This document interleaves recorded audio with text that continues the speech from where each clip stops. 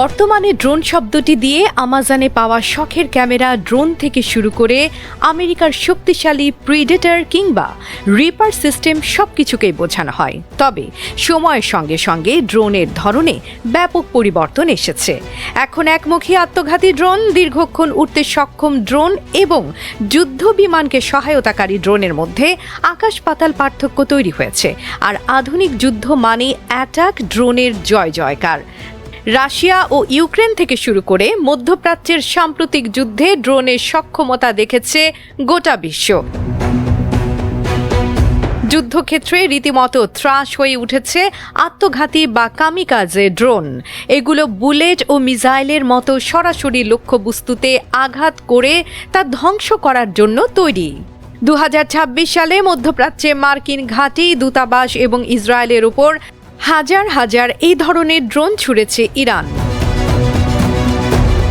অতীতে সামরিক শক্তি বিচার করা হতো সৈন্য সংখ্যা ও ট্যাঙ্কের সংখ্যা দিয়ে। আমেরিকা ও সোভিয়েত ইউনিয়নের মধ্যে স্নায়ুযুদ্ধের পর উন্নত দেশগুলো দামি ক্রুজ মিসাইলের মতো নিখুঁত অস্ত্রের ওপর জোর দেয়। কিন্তু বর্তমানের সস্তা অথচ প্রযুক্তিগতভাবে উন্নত ড্রোনগুলো একই সাথে অনেক বেশি উৎপাদন করা সম্ভব। একই সঙ্গে প্রতিপক্ষের উপর নিখুঁতভাবে আঘাতের জন্য এগুলো বেশি আস্থা অর্জন করেছে। এর ফলে অ্যাটাক ড্রোন ব্যবহার করে এখন ছোট ছোট সশস্ত্র গোষ্ঠীগুলোও বড় বড় সেনাবাহিনীর ওপর নিখুঁতভাবে হামলা চালানোর ক্ষমতা অর্জন করেছে। যুদ্ধের ময়দানে ব্যবহৃত ড্রোনগুলো দুই ধরনের হয়। প্রথমটি হলো দূরপাল্লার ড্রোন, যেগুলো শত শত মাইল দূরের লক্ষ্যবস্তুতে আঘাত করতে পারে। এগুলো অনেকটা সস্তা ক্রুজ মিসাইলের মতো। যেমন ইরানের শাহেদ 136 ড্রোনের পাল্লা প্রায় 1250 মাইল। এর এক একটির খরচ মাত্র $20 থেকে $50,000, যেখানে আমেরিকার একটি টমাহক মিসাইলের দাম প্রায় $20 লাখ। মধ্যপ্রাচ্যের সাম্প্রতিক যুদ্ধে বাহরাইন, কুয়েত এবং সংযুক্ত আরব আমিরাতে হাজার হাজার ড্রোন ছুড়েছে ইরান। এসব ড্রোন হামলায় মার্কিন সেনাদের ব্যাপক ক্ষয়ক্ষতি হয়। এছাড়া আমেরিকার গুরুত্বপূর্ণ রাডার ব্যবস্থা ধ্বংস হয়।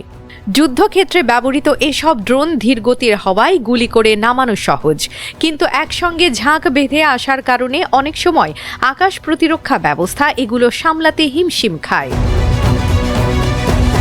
দ্বিতীয় ধরনটি হলো স্বল্প পাল্লার ড্রোন।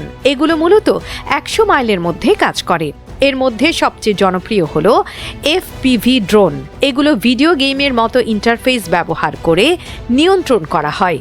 এগুলো মাত্র কয়েকশো ডলারে কেনা সাধারণ যন্ত্রাংশ দিয়েও বানানো যায়।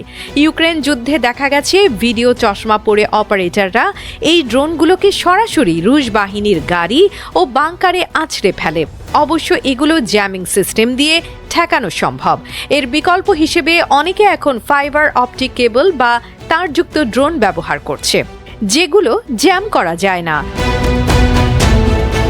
রুশ বাহিনীর ছোড়া এই ড্রোন ঠেকাতে ইউক্রেন এখন সমাধান খুঁজছে। তারা রাস্তা এবং হাসপাতালের উপর মাছ ধরার জাল টাঙিয়ে দিচ্ছে, যাতে ড্রোনের পাখা তাতে আটকে যায়। 2026 সালের মধ্যে তারা প্রায় 4000 কিলোমিটার রাস্তায় এমন জাল স্থাপনের পরিকল্পনা করেছে। ইরান কেবল ড্রোন দিয়ে হামলা করছে না, বরং হামলার ভিডিওগুলো ইন্টারনেটে ছড়িয়ে দিচ্ছে। প্রোপাগান্ডা বা মনস্তাত্ত্বিক যুদ্ধ চালাচ্ছে। 2026 সালের মার্চ মাসে বাগদাদে একটি মার্কিন হেলিকপ্টার ও রাডার ধ্বংস করার ভিডিও এভাবেই ছড়িয়ে দেওয়া হয়েছিল। তাই ইউক্রেন ও মধ্যপ্রাচ্যের সাম্প্রতিক ড্রোন যুদ্ধ প্রমাণ করেছে, একটি মাঝারি মানের সামরিক শক্তিও যদি ড্রোনের মতো প্রযুক্তিতে বিনিয়োগ করে, তাহলে আমেরিকার মতো শক্তিশালী সেনাবাহিনীকেও বিপদে ফেলতে পারে।